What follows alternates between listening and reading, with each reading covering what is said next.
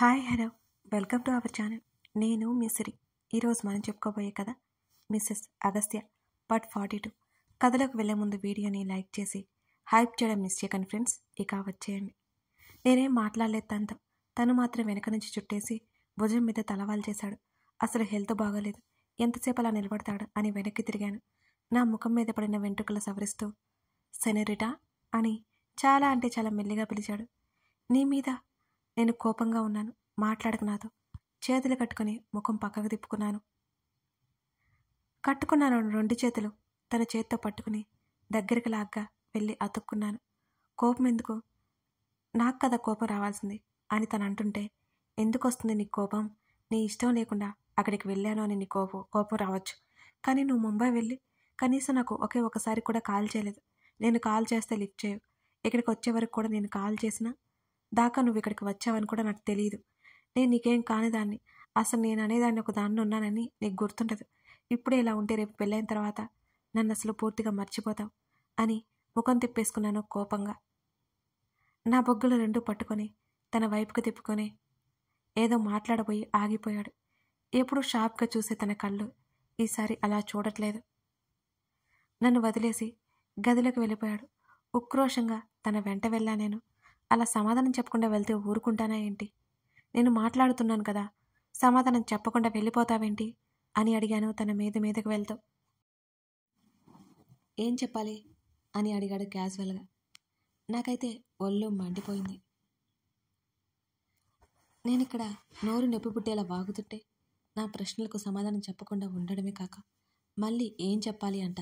తన నిర్లక్ష్యం చూస్తుంటే ఇంకా ఇంకా ఉడికిపోయాను నేను లోపల. ఇందాక చెప్పాను కదా, మళ్ళీ చెప్పలేదు నేను. ఎందుకు అలా చేస్తున్నావు నువ్వు అని అడిగాను కోపంగా. నీతో వాదించే ఓపిక లేదు నాకు అని బెడ్ మీద పడిపోయాడు తను. అంటే ఇప్పుడు నేను నీకు గొయ్యాలిలా కనిపిస్తున్నానా? నిన్ను పీల్చుకుని తింటున్నానా అని అరుస్తుండగానే డోరు కొట్టిన శబ్దం వినిపించింది. తలుపు తీగ మెయిడ్ వచ్చి నైట్కి డిన్నర్ ప్రిపేర్ చేసినట్టు చెప్పి కాఫీ కప్పిచ్చి ఇంటికి వెళ్తున్నానని చెప్పి ఆమె వెళ్ళిపోయింది. తనకెదురుగా కూర్చొని కాఫీ తాగడం స్టార్ట్ చేశాను నేను. అది నా కాఫీ, ఉదయం నుంచి ఒక కాఫీ కూడా తాగలేదు అని అన్నాడు దీనంగా మొహం పెట్టి అగస్త్య. ఇప్పుడు నువ్వు కాఫీ తాగకపోతే కొంపలేమి మునిగిపోవు, సైలెంట్గా కూర్చో, కావాలంటే నీకోసం జ్యూస్ పట్టుకొస్తాను అని చెప్పాను నేను. నా చేతి మణికట్టు దగ్గర గట్టిగా పట్టేసుకున్నాడు. మరో చేత్తో నా చేతిలో ఉన్న కాఫీ తీసేసుకున్నాడు. తన వైపు నేను గుర్రుగా చూశాను. అన్యాయం తెలుసా అన్నాను ఏడుపు మొహం పెట్టుకొని. శుభ్రంగా కాఫీ ఫినిష్ చేసి కప్ టీపాయ్ మీద పెట్టేశాడు. కనీసం షేర్ ఇవ్వాలనే జ్ఞానం కూడా లేదు నీకు అని అరిచాను. నాకు ఫీవర్ గుర్తురాలేదా? ఇప్పుడు లేదు కదా లాజిక్ తీస్తూ చెప్పాను. Are you mad? అసలే వైరల్ ఫీవర్ అంటుకుంటే బెడ్కి అతుక్కుపోతావు అని అన్నాడు. పాక్కుంటూ వెళ్ళి తన ఛాతీ మీద వాలిపోయాను నేను. ఎందుకు నన్ను దూరం పెడుతున్నావు నువ్వు అని అడిగాను బెంగగా అనిపిస్తుంటే. తన ఛాతీకి చంపానించి తన్ని చుట్టుకుపోయాను. నా తల నిమిరి నీకలా అనిపిస్తుందా అని అడిగాడు. అని తన టీషర్ట్ని పిడికిల్లో బంధించాను. అదేం లేదు, వర్క్ ఎక్కువగా ఉంది. అండ్ ఏ మాటకు ఆ మాట కవితలు ఎరగదీస్తున్నావు కదా అంటున్న తన మాటలకి కళ్ళెత్తి తెగ సిగ్గుపడిపోయాను నేను. చూసేసావా ఎలా ఉంది అని అడిగాను తెగ ఎక్సైట్ అయిపోతూ. నేనేం చెప్పినా నువ్వు కోపం తెచ్చుకోకూడదు అన్నాడు ముందే తను కండిషన్ పెడుతూ. నేనేదో ఎప్పుడు కోపడుతున్నట్టు మాట్లాడతావేంటి నువ్వు? కోపడేది నువ్వు, మళ్ళీ నన్ను అంటున్నావు అని అన్నాను మూతి తిప్పుతూ. అది మీటింగ్లో ఉండగా మధ్యలో చదివాను అన్నాడు. అయితే ఏమైంది? కళ్ళల్లో నీళ్లు వచ్చేలా గట్టిగా నవ్వాను అని తను అనగానే అలకగా ముఖం పెట్టాను నేను. తను ఆ విషయం చెప్పేసి నవ్వుతుంటే తన నవ్వు చూడాలి అనిపించినా నవ్వాడు అని ఉక్రోషంగా ముఖం ముడిచాను నేను. ఏమైంది? నా కవిత బాగోలేదా అని అడిగాను. ఎక్సలెంట్ సెనోరిటా అన్నాడు లో వాయిస్లో. అవునా, నాకు తెలుసు సూపర్గా ఉంటుందని. ఎంతైనా శ్రేత కదా ఇక్కడ అని నేను అంటుండగానే నా వైపు అలాగే చూస్తుండిపోయాడు చిన్న నవ్వుతో. ఎందుకో అర్థం కాలేదు. Thank you for coming in to my life సడన్గా చెప్పాడు తను. తన అసందర్భమైన ఆ మాటలకు అయోమయంగా చూశాను నేను. నిన్ను అర్థం చేసుకోవడం నా వల్ల కాదు కానీ మరోసారి చదివి వినిపిస్తా కవిత అన్నాను తెగ ఉత్సాహపడిపోతూ. నో అని ఒక్కసారిగా అరిచాడు తను. ఏమైంది అని అడిగాను మూతి ముడుచుకుని గుర్రుగా చూస్తూ. ప్లీజ్ ఇక నేను వినలేను ఆ కవిత, ఆ పని మాత్రం చేయకో అన్నాడు దీనంగా మొహం పెట్టి. నువ్వు నన్ను తీవ్రంగా అవమానిస్తున్నావు, నాలో దాగున్న కవి నిద్రలేస్తుంటే తొక్కేస్తున్నావు అన్నాను ముఖం ముడుచుకుని. నీ కవిత ప్రవాహానికి నేను అడ్డురాను, కావాలంటే న్యూస్ పేపర్కి కూడా పంపించుకో, ఇప్పుడు నన్ను వదిలేయ్ అని చెప్పాడు అగస్త్య. సరే, మన పెళ్ళయ్యాక రోజు నీకు వినిపిస్తాను, అప్పుడు ఎలా నా కవితల నుంచి తప్పించుకుంటావో నేను చూస్తాను. ఇప్పటికీ వదిలేస్తున్నానులే.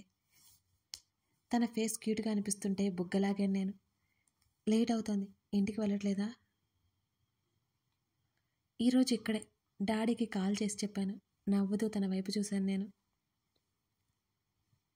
ఇంకోసారి ఆ ఇంటికి వెళ్ళకు, ఈసారి నా కోపానికి నువ్వు ఖచ్చితంగా బలైపోతావు. ఆ టైంలో నన్ను నేను ఆపుకోలేను, హెచ్చరిస్తున్నట్టు చెప్పాడుతాను. ఆ టాపిక్ డైవర్ట్ చేయకపోతే నాకే ఎసరు, అందుకే ఆకలిగా ఉందా నీకో అని అడిగాను. ఆకలి లేదు ఏం లేదు, కానీ నువ్వు నా మీద నుంచి లేస్తావా, లేకపోతే ఈ నైట్ మన ఇద్దరి మధ్య ఏదో జరిగేలా ఉంది అని పూర్తిగా తన మీదకు వాలిపోయిన నన్ను చూపిస్తూ అన్నాడు. అప్పుడు ఈ లోకంలోకి వచ్చి పడ్డట్టు గబుక్కున లేచి పక్కన కూర్చున్నాను. ఓయ్, అలాంటి ప్లాన్లు వేసావంటే నేను ఒప్పుకోను. మన ఫస్ట్ నైట్కి చాలా ప్లాన్స్ ఉన్నాయి నాకు, కాశ్మీర్కి వెళ్ళాలి అన్నాను తన్మయత్వంగా. అక్కడ వరకు ఎందుకు, ఈ రూమ్స్ ఈ బెడ్ సరిపోదా, చిలిపిదనం చిలకరిస్తూ అన్నాడు తను. ఓయ్ ఓయ్, ఏంటా మాటలు, నేను వెళ్తున్నా, ఫ్రెష్ అవ్వాలి అని తన నుంచి తప్పించుకొని బాత్రూంలోకి దూరిపోయాను. ఆ రోజు తనకి ఫీవర్ రాలేదిగా. నాకు అర్థమైంది ఎక్కువ స్ట్రెస్ తీసుకోవడం వల్ల అలా అయింది అని. అయినా బండరాయి కదా, రోజు రోజుకి అలాగే అయిపోతున్నాడు. ఇక లాభం లేదు, మన ఎంట్రీ ఇవ్వాల్సిందే ఈ ఇంట్లోకి. ఆ రోజు ఉదయాన్నే నిద్రమోహంతో తలుపు తీసిన నాకు క్రిష్ కనిపించాడు. సినిమా హాల్లో ఆ అమ్మాయితో కనిపించినప్పటి నుంచి ఇప్పుడు నేను తన్ని చూడడం. నన్ను చూసి క్రిష్ ఆశ్చర్యపోయాడు. ఉలిక్కి పడ్డం నేను గమనించాను. నవ్వుతూ తన్ని లోపలికి పిలిచాను. లోపలికొచ్చి కూర్చున్నాడు హాల్లోనే. వదినమ్మ అంటూ నా కాళ్ళ మీద పడిపోయాడు. బెత్తరపోయి చూశాను నేను తన పనికి. ఏమైంది, అయినా ఇలా కాళ్ళ మీద పడ్డావేంటి, లేలే ముందు, నువ్వు నాకంటే చిన్నవాడివే కదా, మళ్ళీ నా ఆయుష్ తగ్గిపోద్ది అంటూ అరిచేశాను. తలపైకెత్తి అదోలో చూశాడు క్రిష్ నన్ను. ముందు లేలే అని అరిచాను కోపంగా. వదినమ్మ ప్లీజ్, అనికా మేటర్ బయటకి చెప్పకు, మర్చిపోతానంటేనే లేస్తాను అన్నాడు గట్టిగా పట్టేసుకుని. అది జరగదులే కానీ ముందులే క్రిష్ అని గింజుకుంటుంటే, ప్లీజ్ మా అన్నయ్యకి తెలిస్తే చంపేస్తాడు అంటూ తల ఎత్తి చూశాడు నన్ను. సరే చెప్పంలే కానీ ముందులే అని అన్నాను. లేచి స్ప్రింగ్లా నిలబడ్డాడు క్రిష్. చెప్పావు కదా అని పల్లికిలిస్తూ అన్నాడు. చెప్తానా లేదా తర్వాత సంగతి, కానీ ఎందుకు చెప్పకూడదు, ముందు నాకు ఆ విషయం చెప్పు అని చేతులు కట్టుకుని తన్నే చూస్తూ కళ్ళెగరేశాను. ప్లీజ్ ఒక కాఫీ నాకు కూడా తెచ్చిపెట్టు, నేను అనగానే తిట్టుకుంటూ వెళ్ళాడు కాఫీ పెట్టడానికి అన్నట్టుగా. అన్నయ్య లేచాడు, టిఫిన్ తిన్నాడు, టాబ్లెట్ వేసుకున్నాడు, పనిలో పడిపోయాడు అని అన్నాను ముఖం విసుగ్గా పెట్టుకుని. అమ్మయ్య, పనిలో ఉన్నాడా అయితే అని మామూలుగా అని, ఏంటి టాబ్లెట్స్ ఏంటి వేసుకున్నాడా, ఎందుకని అని కంగారుగా ఆశ్చర్యపోతూ అడిగాడు. ఫీవర్ వచ్చింది కదా నిన్న, అందుకని. ఏంటి, మా అన్నయ్యకి ఫీవర్ వచ్చిందా, ఇప్పుడు ఎలా ఉంది అని కంగారుగా వెళ్ళబోతున్న క్రిష్ని చూస్తూ, ఇప్పుడు బాగానే ఉంది, ఇంకో గంట పాటు డిస్టర్బ్ చేయొద్దని వార్నింగ్ ఇచ్చాడు కూడా. అయినా పర్లేదనుకుంటే వెళ్ళు, తోలు తీసి పంపిస్తాడు అన్నాను నేను. అక్కడే ఆగిపోయి వెనక్కి తిరిగి వచ్చి, మా అన్నయ్య రోజు రోజుకి రాయిలా తయారవుతున్నాడేంటి, కనీసం ఫీవర్ వస్తే చెప్పను కూడా చెప్పలేదే అని ముఖం చిన్నబుచ్చుకున్నట్టుగా మాట్లాడాడు క్రిష్. మీ అన్నయ్య గురించి నీకు తెలుసు కదా, నాకే చెప్పలేదో అసలు, నేను కాల్ చేస్తే విషయం చెప్తే ఇక్కడ దాకా వచ్చాను. ఇలాంటివన్నీ మనం పట్టించుకోకూడదు అన్నాను నేను ఇక సానుభూతి చూపుతూ. నువ్వు త్వరగా మా అన్నయ్యని పెళ్లి చేసుకుని ఇక్కడికి వచ్చేయాలి ఏంజెల్, లేకపోతే ఇదిగో ఇలాగే ఉంటాడు అని అన్నాడు క్రిష్. ఆ మాటలు నాకు బాగా నచ్చి అలానే చేద్దాంలే కానీ సరే ఇప్పుడు చెప్పు అనిక గురించి అని అన్నాను. తను ఎవరో కాదు, మా అత్తయ్య కూతురు. మా అత్తయ్య మా ఇంట్లోనే ఉంటుంది కదా అని అన్నాడు క్రిష్. తన మాటలను మధ్యలోనే కట్ చేసి, మీ అత్తయ్య కూతురు అయితే ఇంకెందుకు నీకు భయం అని అడిగాను అయోమయంగా చూస్తూ.